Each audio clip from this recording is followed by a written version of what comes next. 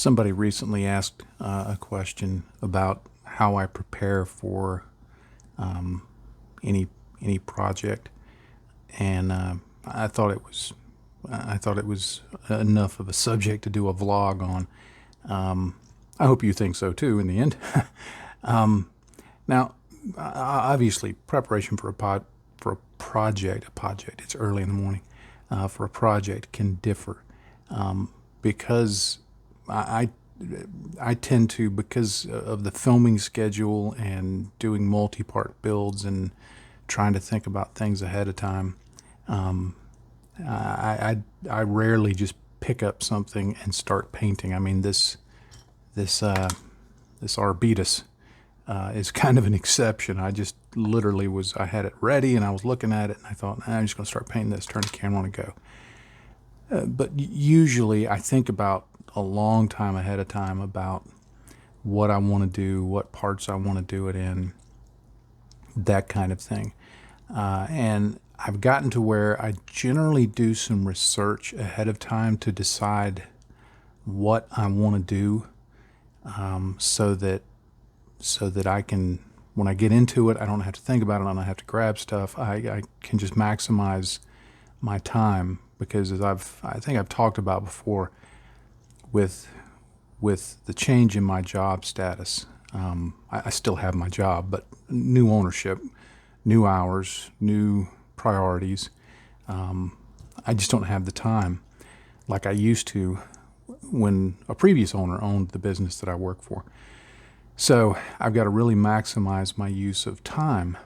So I thought I'd just use this working on the figures for the Rogal Dorn to just kind of talk about, okay, here's how I prep for it. Now, number one, of course, I assembled the figures, and that's an easy part. I just did that when I was doing the assembly, and I've got them ready for painting. I primed them with some Badger Stynylrest primer. It's actually white primer that I added just a little bit of black into and mixed it up so that it's really just a very light gray. I don't know if you can see, I'll put it up next to this white so you can see the difference. It's just a very light gray, which is a very good primer for figures, and the armor on this is going to be a very light color, so that's why I wanted it that way. So I've got them mounted up on these. These I think are from Redgrass Games. I don't remember. I got them on sale, and you can pull that off and just swap them around for the little handle. I like them. It's pretty cool. Anyway, I'm not going to be going for the normal Cadian schemes that you normally see, the tan with the green armor, or some of the other more well-known armors.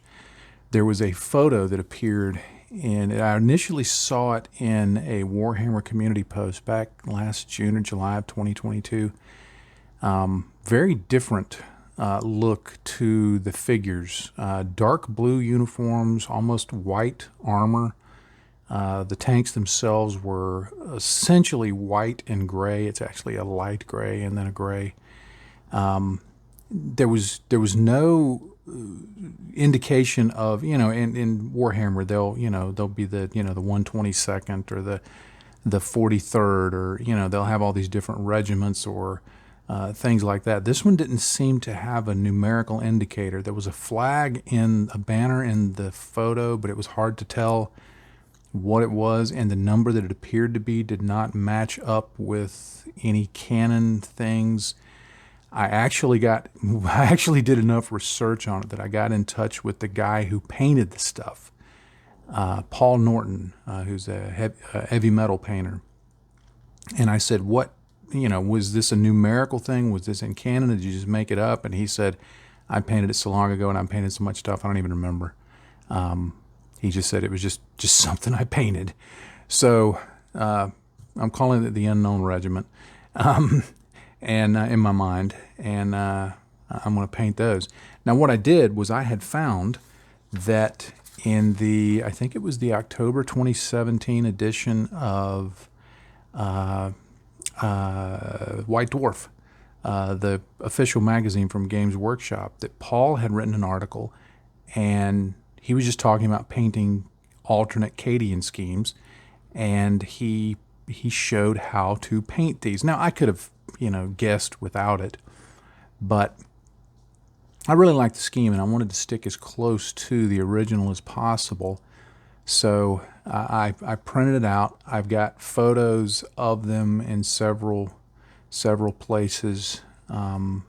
It's been used not only in that Warhammer community article. A photo of it actually appeared in the previous Cadian Codex, not the one recently released, but the previous from like, I guess 2016, 2017, somewhere around in there.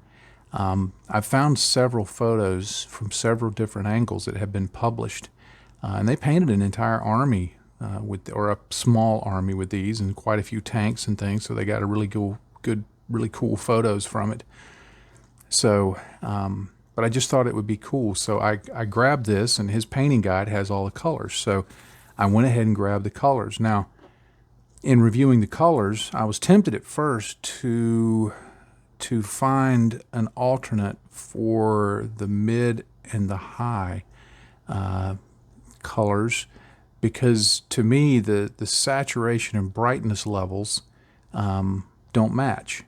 But I also looked at this and said, well, but I really like the result. And looking at the photos, I really like the result, so I'm going to stick with that. He didn't give any indication of what he used for leather on it. I want a brown leather, so I just picked this. This is a recipe that I've seen a lot of heavy metal painters use. Thondia brown, Gorthor brown, and Baneblade brown. Then for the flesh, he bases it in Rakarth flesh, and then puts on some Kislev flesh, and then goes in with some Reikland flesh shade, then some more Kislev flesh, and then flayed one flesh. I hate that name, but it is what it is.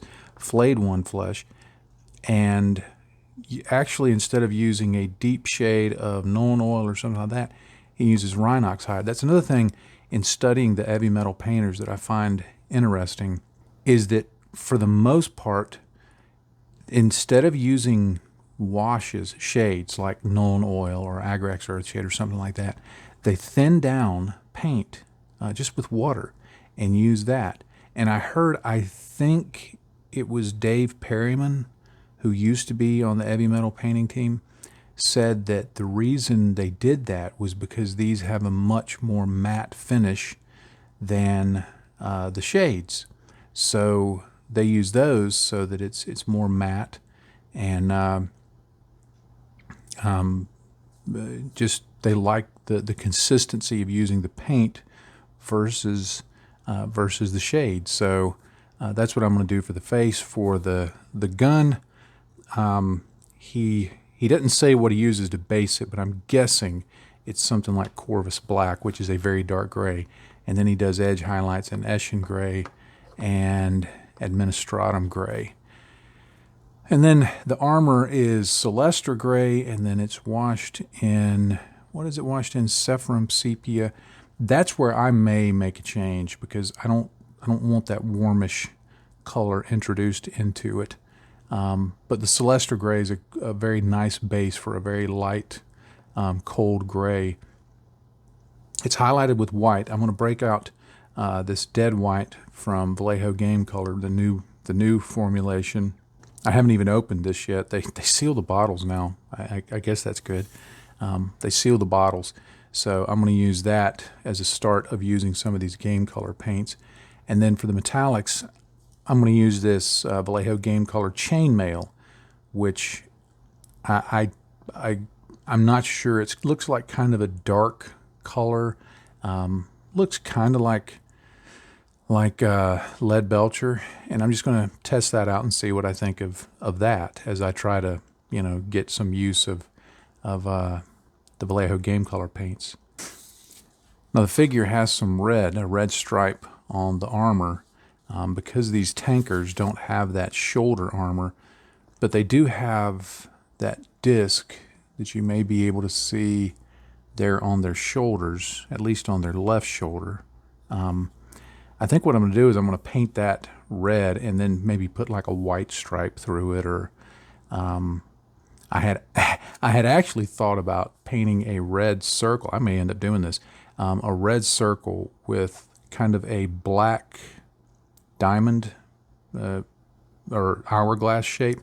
If you ever look up the shoulder patch for the old 7th Infantry Division, it was a, if I remember right, it was a red patch with two black triangles pointing at each other, basically making a kind of a very angular hourglass.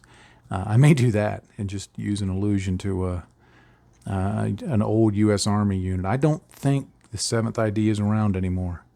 When I went through basic training at infantry school in '89, there was a whole bunch of guys that I knew that were going to the 7th ID. It was stationed at Fort Ord, California, but I think they've since shut that down, although I may be wrong. Anyway, so I've got all of these out, and it lets me kind of see the colors.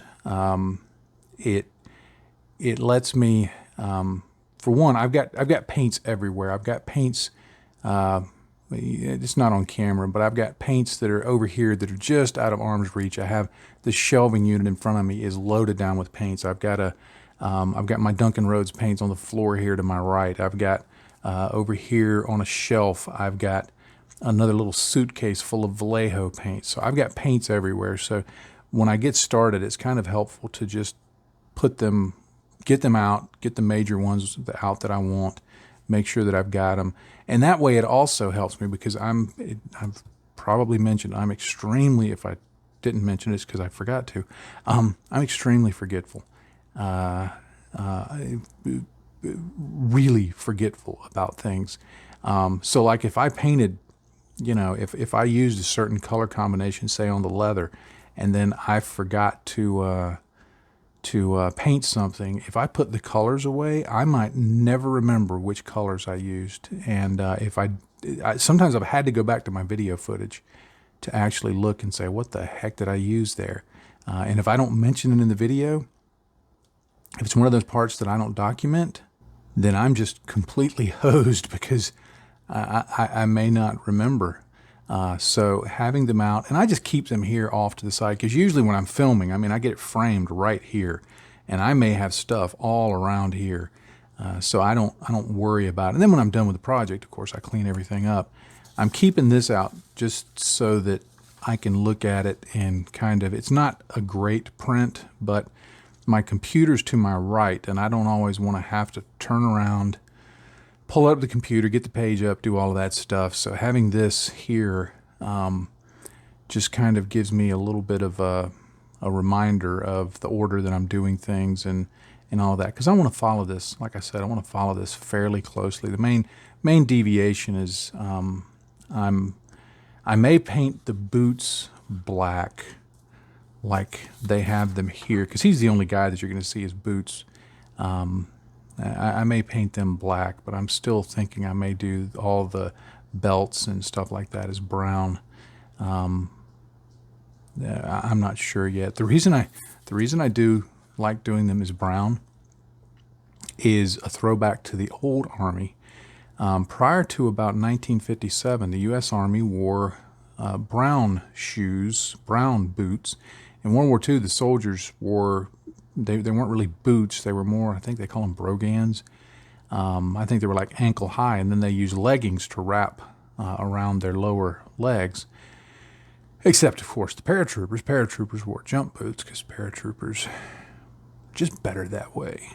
Anyway, but they wore brown boots, and back in 1957, they switched to black boots. And I remember, if you've ever read Colonel David Hackworth's book About Face, I think it was About Face. Yeah, he talked about that was a huge deal in the Army, switching from brown boots to black boots, because there was just a lot of soldiers hold a lot of significance with their uniforms, the various accoutrements that go with it. At least they did when I was in the Army. I don't know if that's still the case.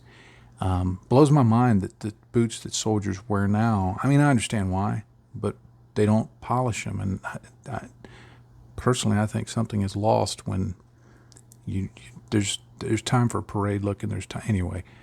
Old soldier stories there, but I often paint them brown as a kind of a throwback nod to the old Army look, rather than the era that I was in with the black boots.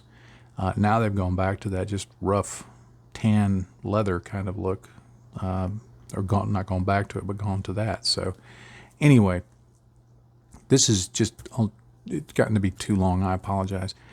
But this is just some things that I go through to prepare.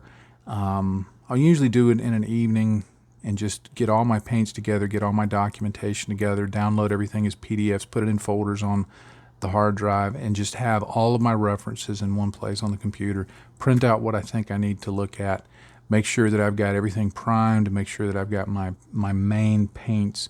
Now, if I need some accent paints, some touch-up paints, some little detail paints along the way that I see that I might need.